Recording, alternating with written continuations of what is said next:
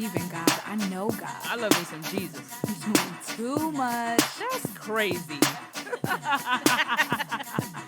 That's on the next episode. It's the moon reading. I rock with you, YaYa. It's all love. They better listen to this advice. We good. You crazy girl. This is what this show is about, all right? We Put keep the it real. and real talk, the God in God talk.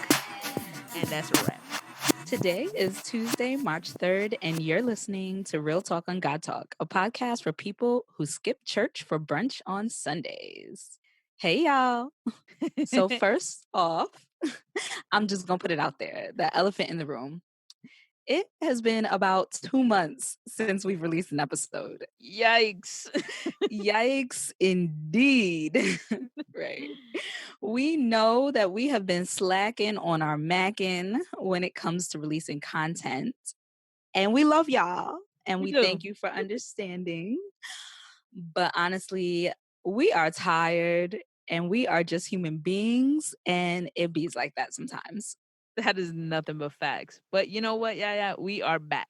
We're rested. We're ready to give y'all some of that real talk on God talk. But I mean, really, 2 months? Like, who does it? Yeah. You just ain't show up at your job for 2 months. Like, well, I'm gonna just hit y'all when I can. You know what I'm saying? Like, then you show up on a Friday. Like, right. But we get here. You know, we love y'all. It is what it is. Yeah, y'all know we've been trying to, make everything, run as smoothly as we possibly could now that we're like recording in 2 different states. So yeah, we trying, y'all. We trying, but we thank you for always supporting us and always having our back when we decide to pop up on your IG. Surprise, we're here. We exist. Exactly. So I mean, all right. So 2 months, yeah. What you been up to? Girl, what have I been up to? Work. And not in the cute Rihanna type of way. Hear you on that. Nah, I have truly been like working, like work-life balance for me really is at a 0. It feels like I'm working sun up to sundown. And I'm remiss to complain. I thank God that I can support myself and all that good stuff. But I think one major lesson that I'm learning is that boundaries, that's not just a buzzword. It's not just something you say to feel good, like in romantic relationships or like, it's hard to set boundaries, not even just, with my place of employment in terms of like, no, I'm sorry, I can't work late tonight. It's family time, it's time for my relationship time. But just setting boundaries with myself. Like I'm a very ambitious person, or I can be an ambitious person, and saying, self, now is not the time to focus on work stuff. Now's the time to focus on, myself, focus on real talk, focus on, the things that matter to me. So yeah, I think the season has been a little bit about learning the true meaning of boundaries, even when it's a self boundary that needs to be set. Yeah, I feel you on that. I think I've been in the same boat, just working. Whenever we talk to each other, like, what you doing? Working. What you doing? Working. Like real Jamaican things, mad jobs, mad work, mad work. And it's we'll always clown each other and be like, every time I talk to you, you working. But I mean, it's true. Like, but I think for me, what has helped is seeing things as like, this is just a season in my life. But I think I've been also having trouble with like knowing. So I'm kind of the opposite of you, where I'm like, I need to relax, and so then I take mad days to relax. I need a break from my break. Exactly. Yeah, exactly. That's me. So I always have to be mindful of that. But I mean, it's been good. I feel like every season teaches you something.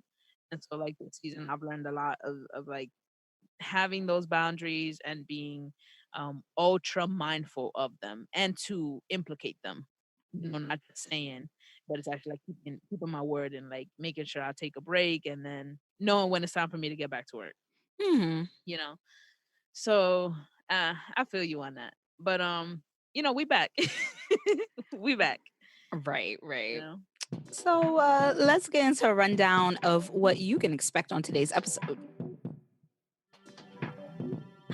So this week we're talking about what to do when you believe in God, pray, meditate, maybe even go to church, then brunch on Sundays. You do all the things, but your problems and the negative feelings associated with them still just won't seem to go away.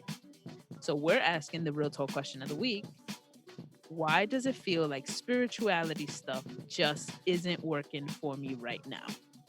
Then I'll take you through keeping time and the moon reading just in time to prepare for the March 9th full moon. And finally, we'll be giving you an update on our 500 for Flint campaign. So, Truth, a moment of transparency. Okay, let's go. Well, you already know this, but this is really for the listeners. Yeah. The real reason we haven't been recording like that is because adulting is simply ghetto. Super ghetto. like super ghetto. I will speak for myself. I won't even speak for you and your experience, but sometimes it just feels like I can't hang. Like a chick is really just struggling to keep it together, financially, professionally, like emotionally. Yeah. And I would have thought, attending seminary, spending so much time devoted to my spirituality, for the past 3 years prior to this, Yeah. that would at least be one place where I did have it together. Like, when it comes to my spirituality. Yeah. But as of late, it's really felt like that's just not working either. It truly feels like 1 second everything is sunshine and roses and me and God are tight. When I pray, things happen. I'm manifesting, things are going my way. Yeah. And then the next, it just felt like nothing, like silence, like, like I went from praying all the time, hearing something, praying occasionally, not hearing anything, to just back into my routine, just back into a routine of not praying, not having no ritual, not doing anything really, and not going to church. And so it's just like, I think in this 2-month period since we haven't been recording, I've just been like going through it, Yeah. Like I think just spiritually, just not even knowing what direction to turn in. Like people be like, "Are you a Christian?" I'd be like, "No, well, what are you?" It used to be like I could strongly say I'm spiritual, but am I if I'm not doing anything to feed my spiritual self? Dag. I mean, I definitely feel you on that. And I think I've definitely felt some of that as far as not being spiritually connected, as far as like the first thing that kind of went when I got busy was my spiritual life, and that's usually, I feel like, for me, one of the first things that does suffer, but it is like such a huge part of me that I have to remember like how much it actually affects me when I don't do it.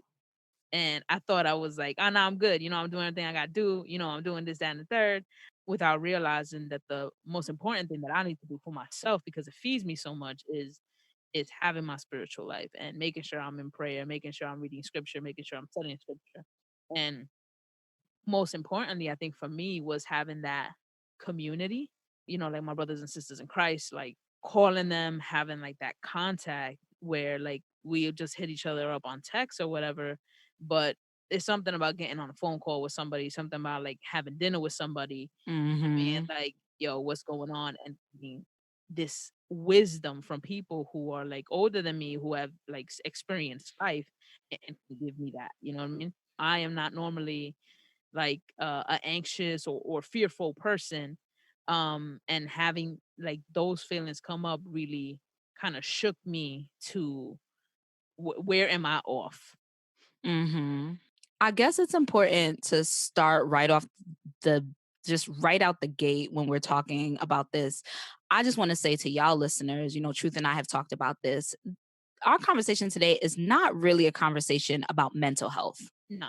I think it's just really important to state that. Yeah, Spiritual, emotional, psychological wellness, they're all interconnected, and physical wellness as well, all interconnected. And we'll say a million times on the show, and we'll say a million more if it's what you need to hear. Your mental health is important. If you need clinical mental health and mental care, do that. It is essential. Mhm. But what we're talking about today is fear and anxiety and those like negative emotional states, more based in feelings of like spiritual ungroundedness or emptiness or disconnectedness. In our research for the show, a word that kind of came up was spiritual depression. Mhm. Yeah, and I remember when you first told me about that word, because I don't think I personally heard about it till you mentioned it. For me, so like we'll clown old folks for not always believing about like mental health being real. Hmm. But although I do believe that mental health is real, I also think there is something valid in the advice that older generations give of like, pray on it, meditate on it, or like just take it to Jesus, take it to God. There is something in that.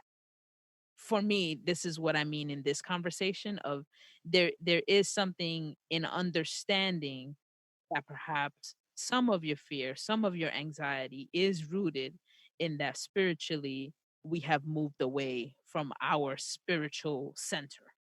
Right. I actually agree with you. I think it's easy. Like it's the go-to, and it's easy and an understandable response.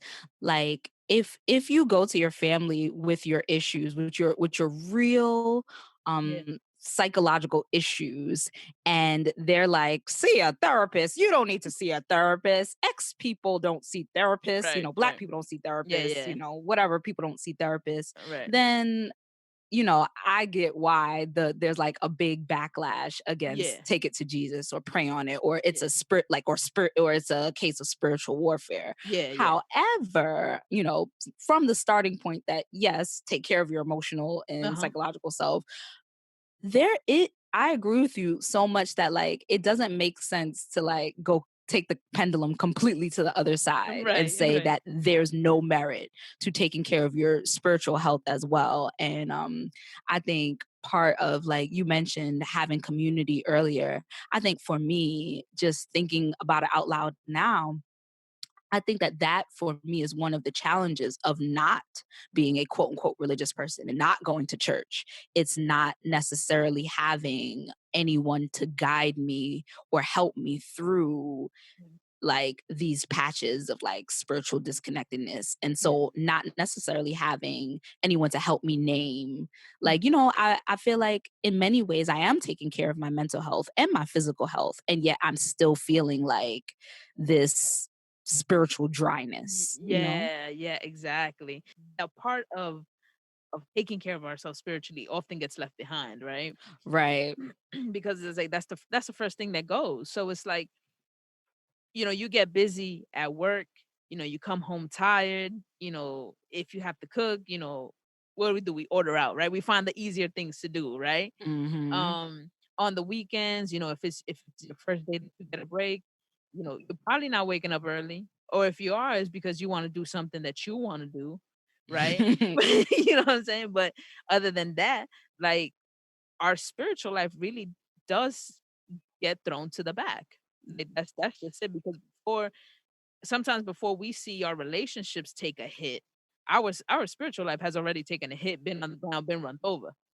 Mhm. And so for me, it was understanding that, okay, if I am not in a church, if I don't have a church home, if our ministry doesn't look like what, I see all my other friends' ministry looking like, then where am I getting my spiritual groundness from? Mhm. Who is then keeping me in check? Because I think that's important as spiritual people. You have to have people in your circle who will tell you when you're messing up. You have to have people in your circle who be like, "So you pray today?" You know what I'm saying? You have to have people in your circle who be like, if you have a problem and you keep bringing it to them, so you talk to God about it. You know what I'm saying? Mhm. And Just somebody to remind you like what this exactly, really is. exactly, Right. and I thank God that I do have a circle of friends who do that for me. Who when I went to and I was like, listen, I'm feeling anxious, I'm feeling like fearful. They know that's not my character, and Mhm. were able to call me out on it and be like, but that's not you. You walk around like you ain't scared of nothing. Having that reminder was like, oh snap. And having people to sit there with me and be like, let's go through when this actually began. Let's break this down, spiritually. And then once we figured out the root of it, all right, I'm gonna pray over you. That to me is so powerful when somebody else takes the time to take what you are feeling to take it to God.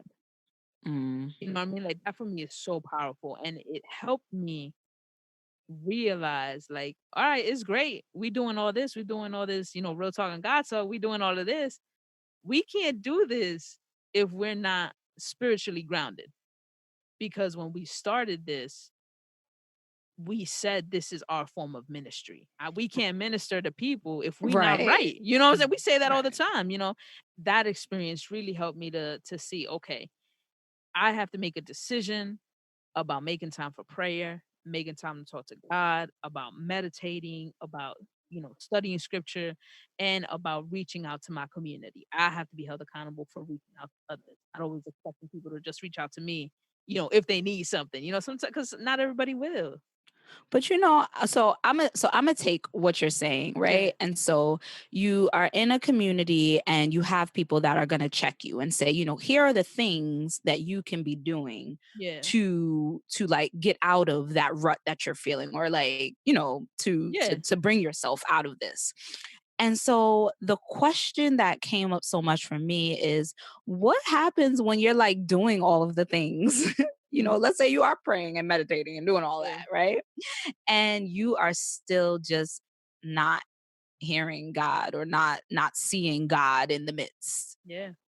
Like, and so I guess I'll go back to the term spiritual depression. Yeah. What Yeah. do you think about it? Like, you think, like, Yeah. do you think that that term accurately describes, like, I guess, the feelings that we're talking about?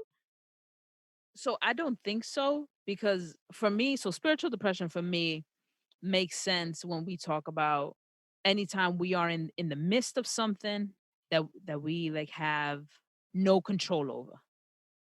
So people like Mother Teresa who were in the midst of seeing like poverty and the most marginalized and were trying to help and had a crisis of faith because they could not understand how all of this bad stuff could be happening. Us seeing war, when you in the middle of a war, I think that will give you spiritual depression because you're trying to hold on to God.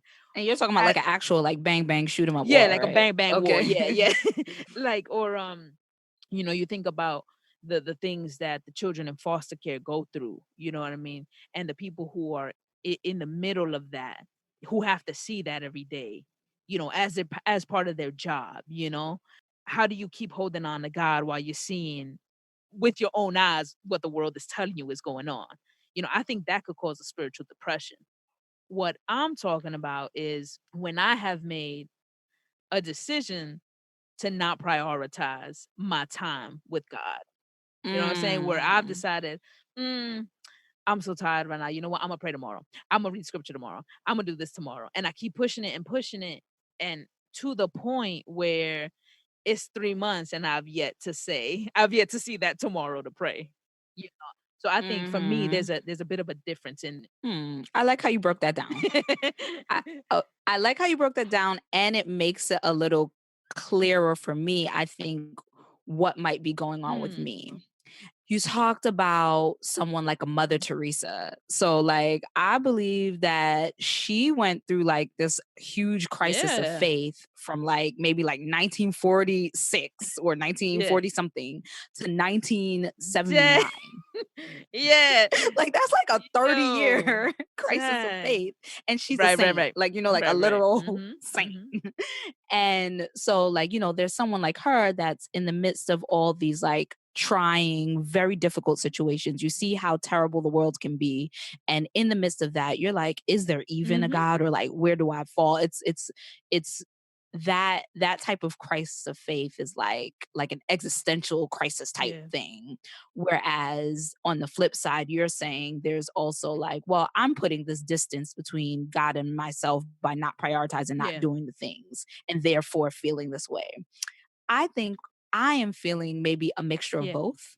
And listeners, I'm so curious if any of you are like kind of struggling with the same thing, please Yo, share on talk to social us for media real. and like, yeah, because I'm going through it and I think I need some And that's ministry the from thing, y'all. right? Like for us to know, like we're not alone in this. Like this is something that really happens. Like people go through this, and we need each other for it. I think for me, it's a mixture of Mhm. both, where like, it's not that I'm going through some type of like traumatic experience and that has me Yeah. questioning God and God's like existence. It's just being in the midst of everyday regular life. I don't feel as connected. Like when I was at seminary and everyone was talking about God and theology and just having these like really high level expressive conversations about the things that I truly care about. Like I was able to feel connected and see the connections in Yeah. everyday life. But now that I'm just, Yeah. working just like Yeah. everybody else Yeah. in the world, it's seeing just I guess the everyday like regular mundaneness of Yeah. it all, it's hard for me to like both see the magicalness of Yeah. God and the regularness of, my everyday Yeah. routine and like keep sight of Mm. that. And I think that that is how like for me it's like a spiritual depression. 'Cause like how for some people depression like manifests itself as like, and I'm talking about psychological or emotional Yeah. depression now, manifests itself as like a Yes. Uh-huh. numbness. I think for me, that is what it is. It's not so much that I'm not doing the things. Like I'm meditating, I'm praying. I guess I'm not doing my rituals as Yeah. much as I was, but like I'm doing it, but it's just a Yeah. thing, Yeah, I you feel know? you on that. I think it is hard to be in that, and I feel you on that because I think before I was able to go back and find my community and what worked, I felt like I was Mhm. going in an endless circle, but I was like going nowhere. Like I was praying, I'm like half reading scriptures, like really kind of reading them and not really Mhm. like, not really doing it. Um, but there was something in me of finding my people again and being like, yo, I need help. I need help. And like for me, that's hard for me to say, man. Like anybody who know me, like I'm okay with people coming asking me for help. It's one thing for me to call somebody up and be like, I need help. And I need help because I'm not hearing God. I'm not feeling like myself. I'm in a real dark place and I need help and I don't know what it is that I need. That's real hard for me to say. Mm.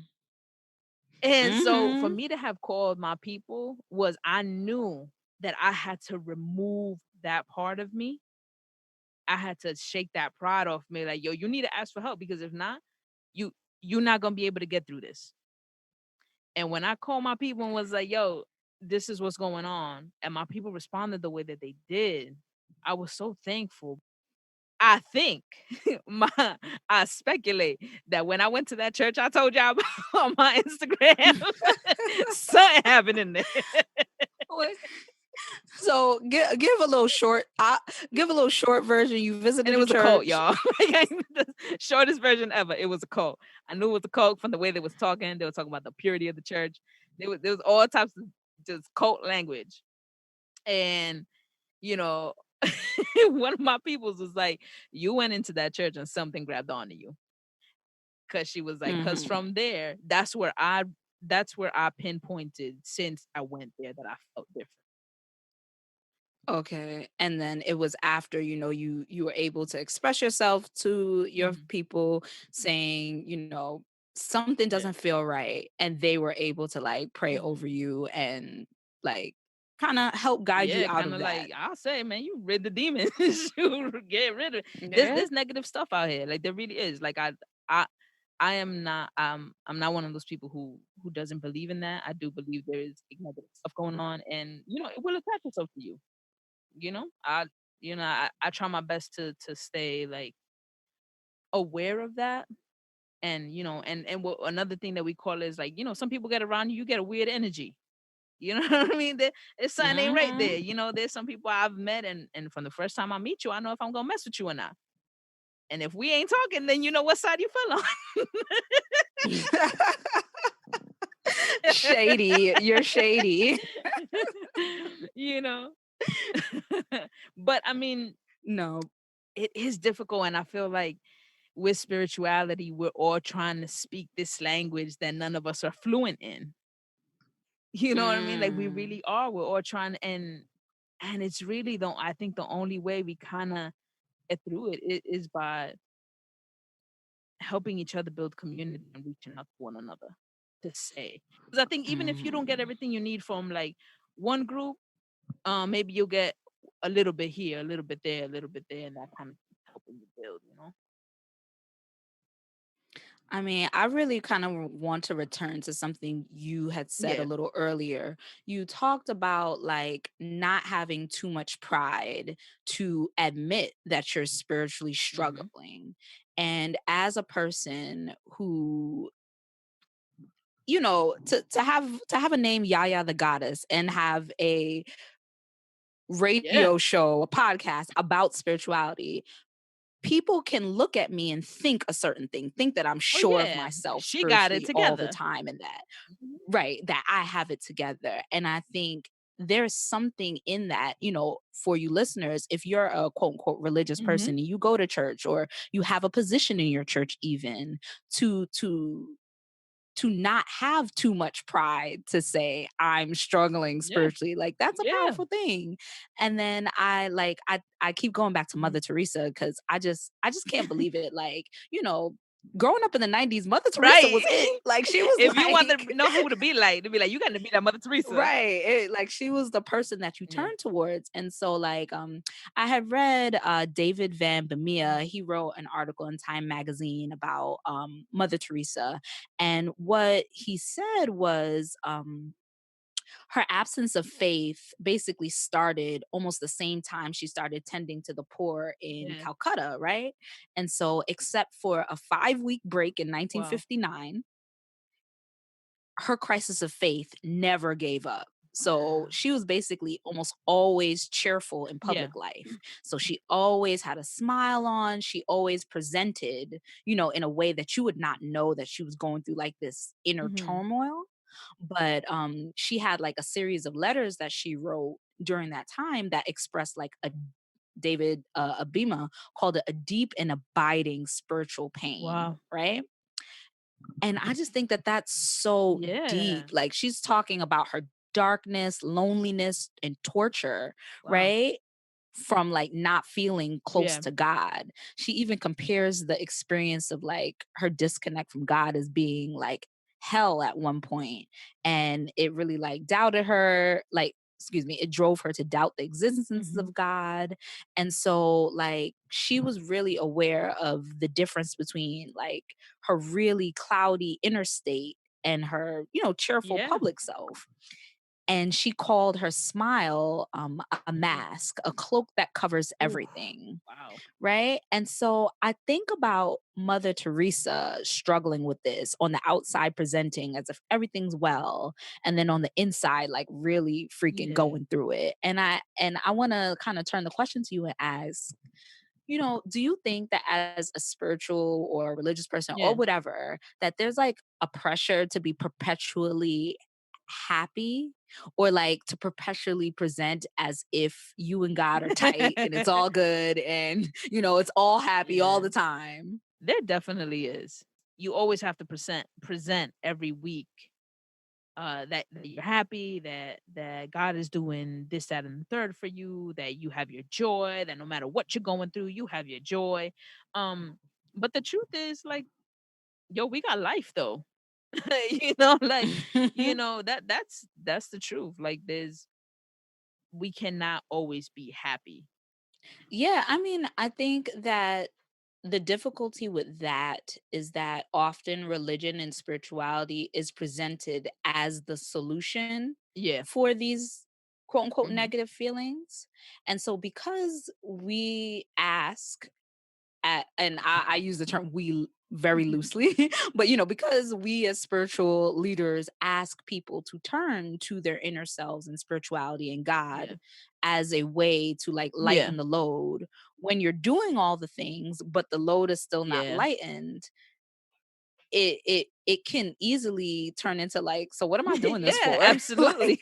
like why would I Yeah. do that? And I think that that is why I think the framing needs to change a Yeah. little bit in our conversations about Mhm. spirituality and religion. Not that it's going to lighten the load, because the load is the Yeah. load. Mhm. Like, don't nobody want to go to work in this capitalist system where you want to use my body and my Right. time for your Right. desires. Like, nobody wants to do that. But considering that I am Mhm. doing that, how I think that the idea of using spirituality or religion is to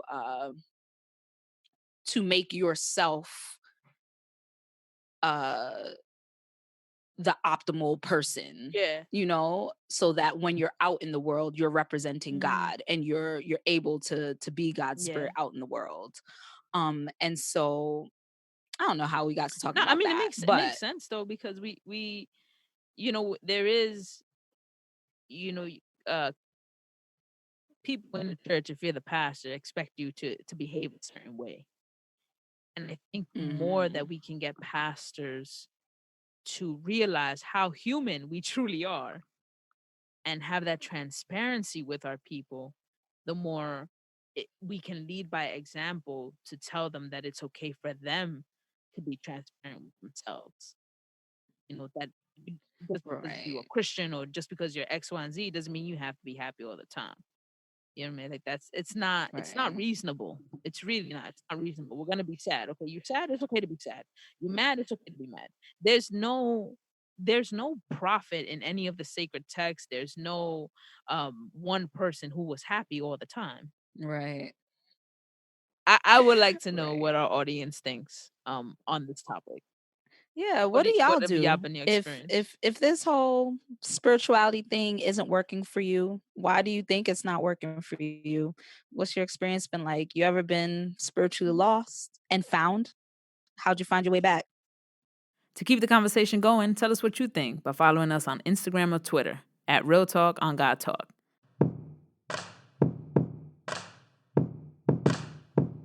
Hey, beautiful people. Today is Tuesday, March 3rd, and you're listening to Keeping Time with YaYa. Let's keep in mind to spring our clocks forward because March 8th is daylight savings time. Yes.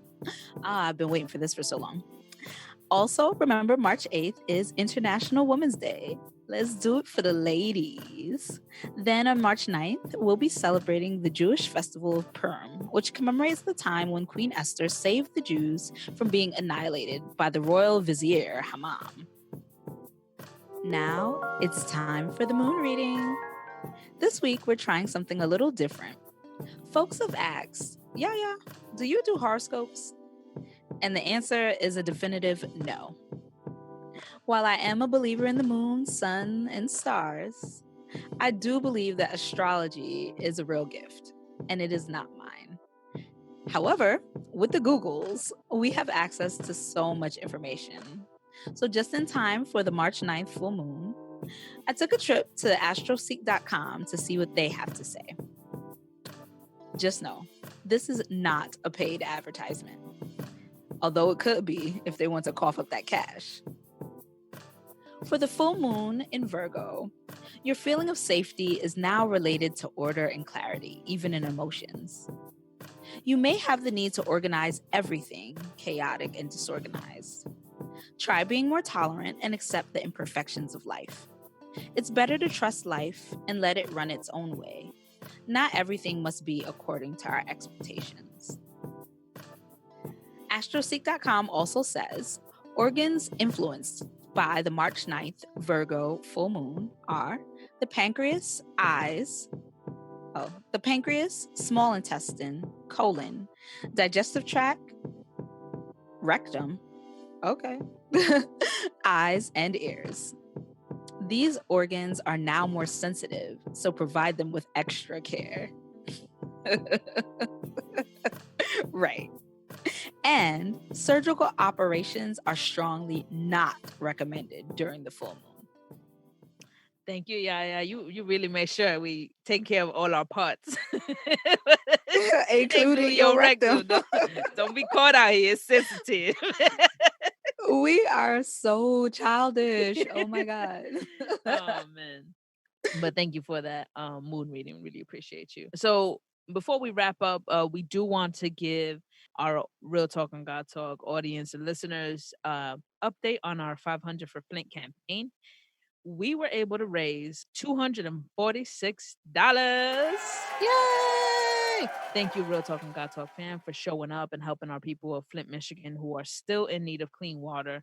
Because of your generosity and your support, we were able to donate 18 5-gallon reusable water jugs to families in need through 501c3.org. Together, we can make a difference. We're making it. And no worries if you weren't able to donate to our GoFundMe page, because if you go to 501 letter C, spell out the word 3.org, you can actually continue to donate reusable water jugs. You can donate to raise money for a water box, which they are currently up to 4 now in Flint, Michigan. So feel free to go 501c3.org for more information, and we'll make sure to put that up in our social media so that's easy for y'all to fund. Yes, thank you. Thank y'all so much. It felt good to do something good. It sure did. So yeah, actually, one more thing. So before we get out of here, let's switch gears a little bit, all right?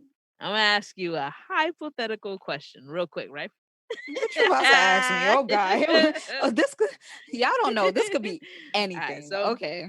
So if you were having Jesus over for dinner, which song from your playlist would you have to edit out? Because it may just be a little too ratchet. Let me see. The entire City Girls catalog for 500 Alex. All right, I'm with you on that. I may need to switch out some of the reggaeton I have on there. Some of that might have to go. I would be ashamed. Oh, why? Because Jesus might be working his waist a little bit too much. It might get too hype. Shut up. Might just be like, nah, I can't. It'd be like listening to something like that while your grandparents are in the room. Like, Just a little awkward. Just a little bit. Yeah, I'm gonna say Jesus not here for getting a bag, so I'm gonna stick with my City Girls. Yeah, Jesus don't like that scamming for the bag. How about if Jesus show up and he knew all the words?